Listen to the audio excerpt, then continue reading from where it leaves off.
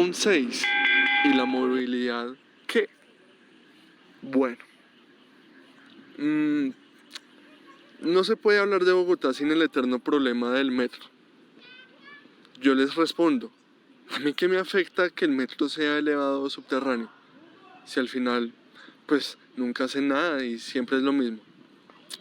Hasta cierto punto es cierto, pero ojo, hay matices e historias que tienden a olvidarse.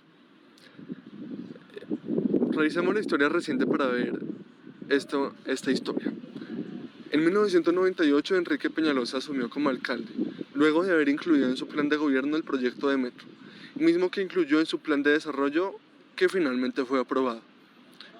De hecho, 2 meses después de posesionarse, Enrique Peñalosa firmó con el presidente Samper el Acuerdo de Monserrate, donde oficializaron lo que habían acordado en el almuerzo de noviembre del año anterior. No obstante, el tema presupuestal enredó la contratación.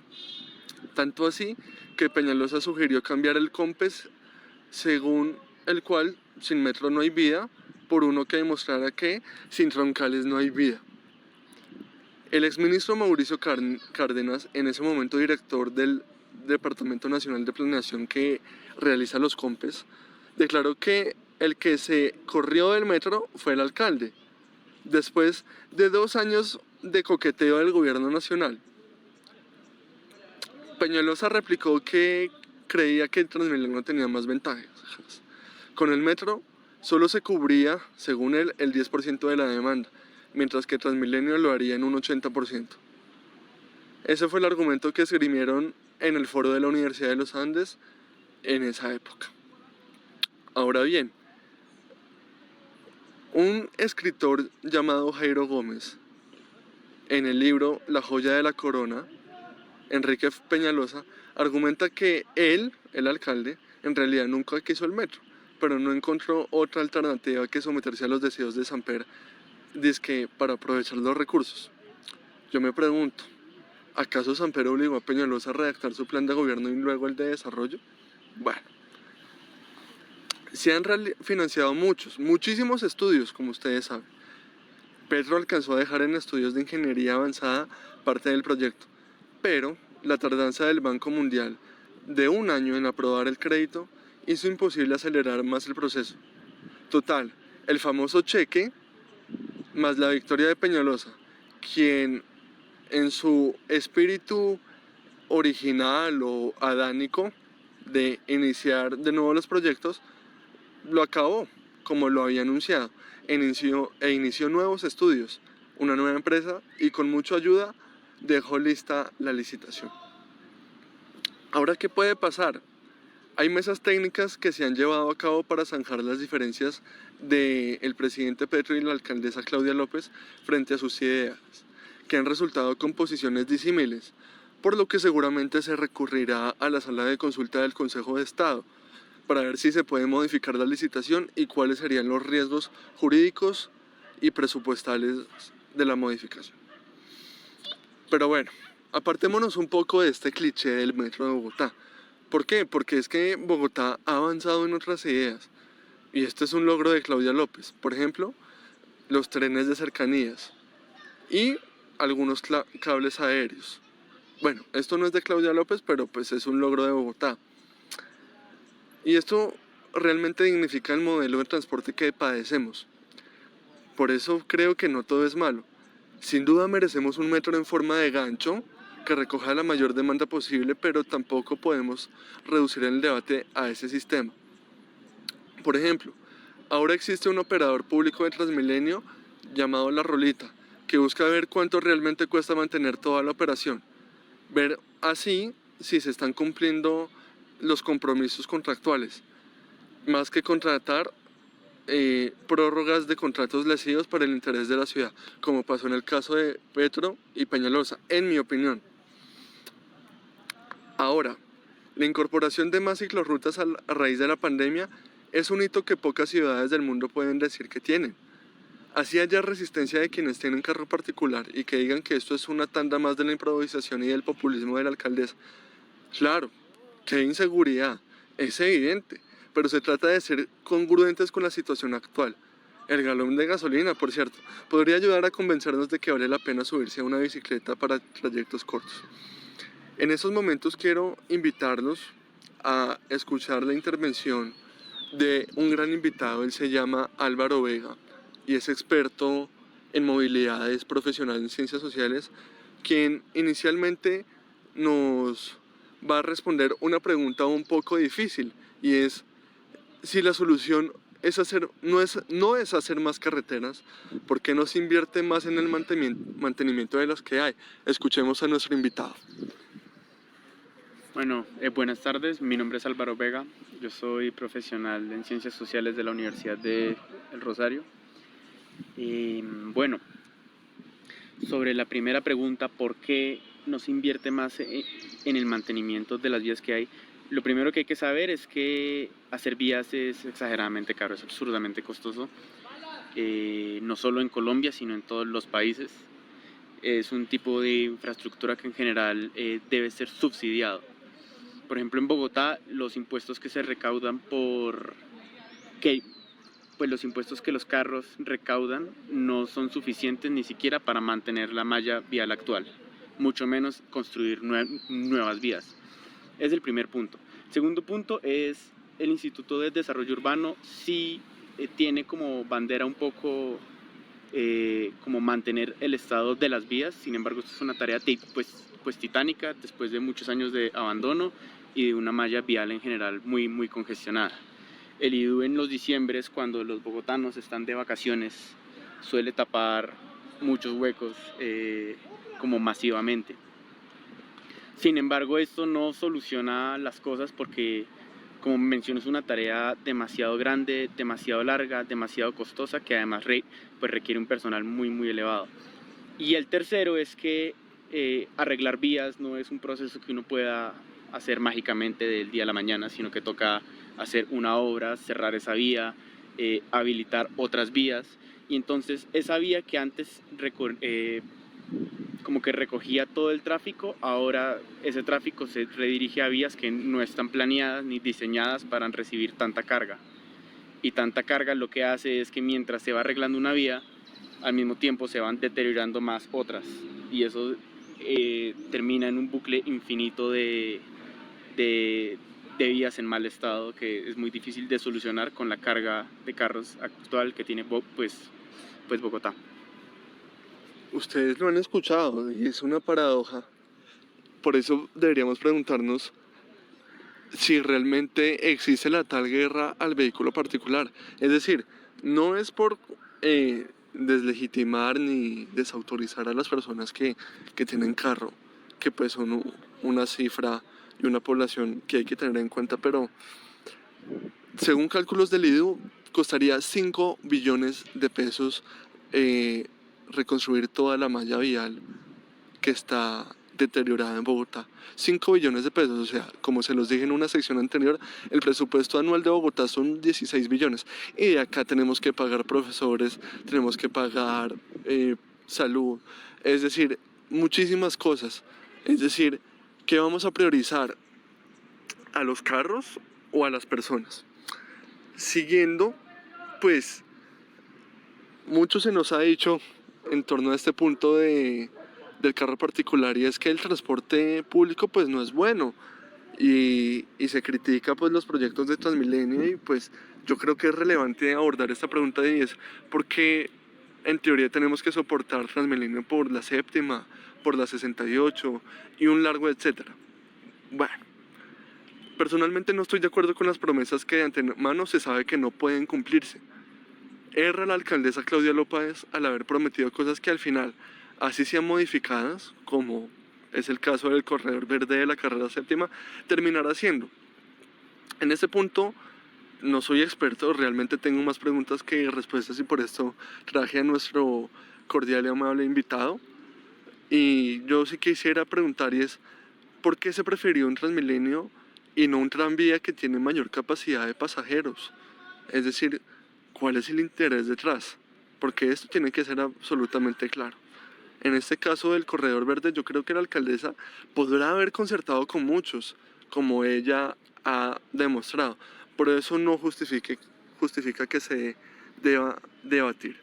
Entonces, en ese sentido, yo sí quisiera que nuestro invitado nos comente un poco esa disyuntiva que han señalado varios cabildantes entre por qué un BRT, que es el sistema Transmilenio, o un otro RT, no soy experto, discúlpenme, que es el tranvía.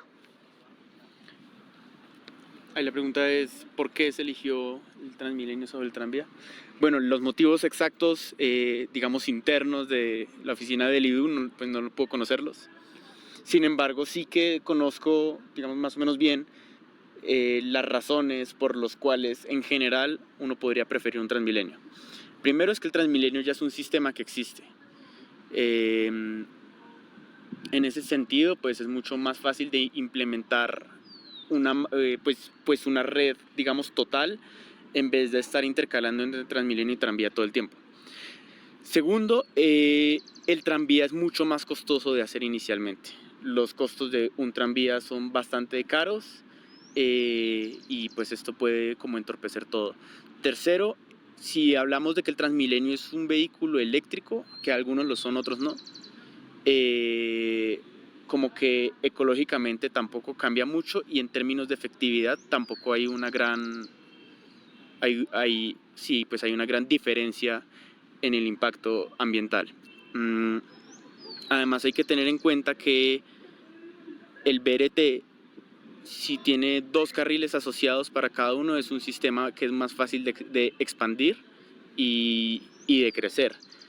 El tranvía solo puede tener una línea de rieles pues en cada sentido, y pues esto significa que habría una fila un poco larga de tranvías todo el tiempo, porque si uno tiene que avanzar es muy difícil hacer otra vía al lado para que pueda avanzar según cada estación. El BRT es expandible hasta cierto punto, que es lo que estamos viendo pues en Transmilenio. También hay que tener en cuenta que, pues, como mencioné anteriormente, no hay ventajas determinantes tampoco en la capacidad de los tranvías, porque depende mucho del tranvía si es más eficiente o no. Los tranvías además suelen ser más lentos y no hay ningún motivo, digamos, de peso para implementar otro sistema cuando el Transmilenio en muchos casos hace lo mismo. En el caso del tranvía, en el caso del metro es diferente.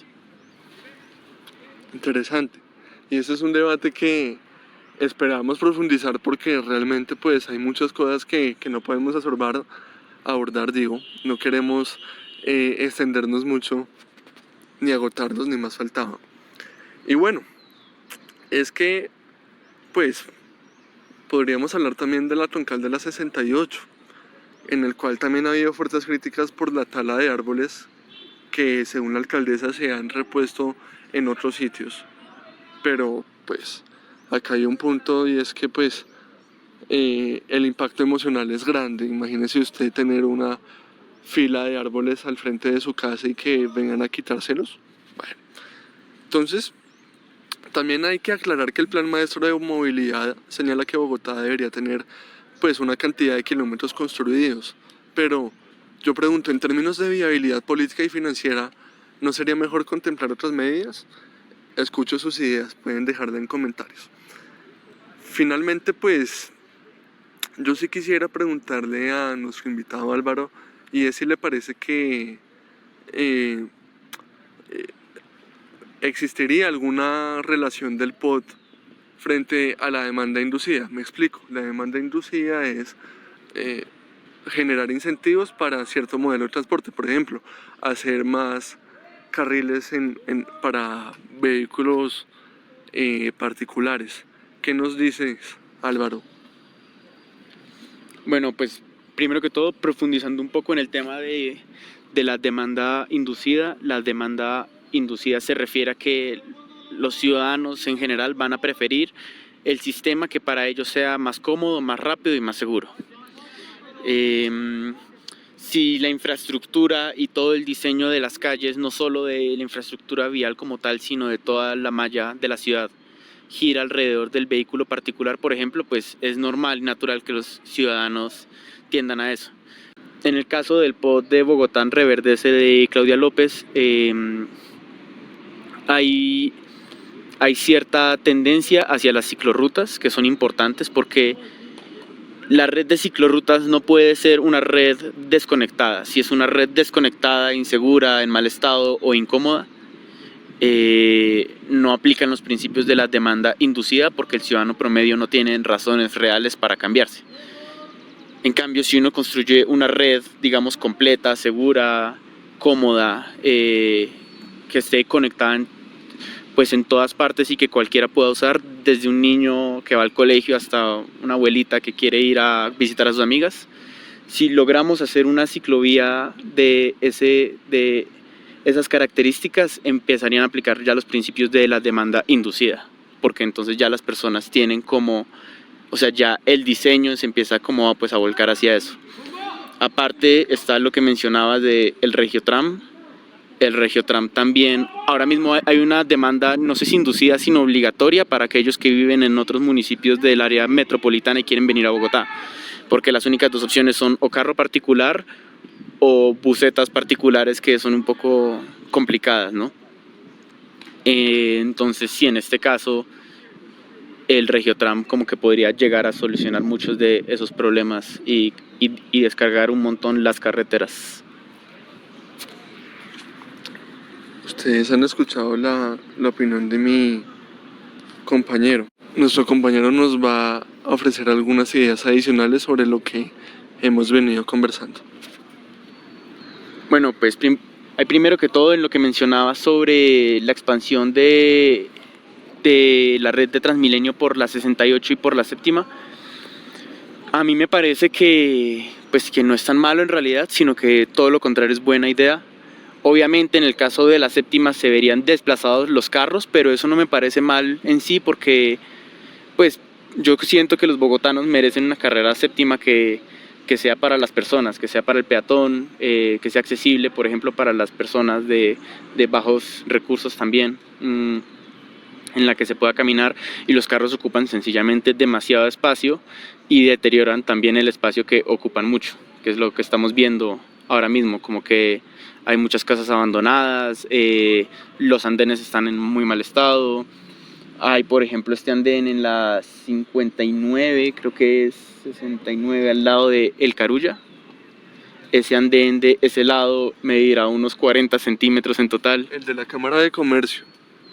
El Club de la Fuerza Aérea. Ese andén medirá unos 40 centímetros y tiene un poste en la mitad.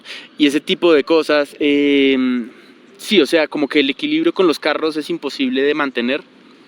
Y por eso mismo uno no debería abogar para mantenerlos como sea, porque ya vimos que los carros no funcionan y por otro lado tampoco funciona pues el transporte público como debería, porque el tráfico se lo tienen que aguantar al igual que los carros.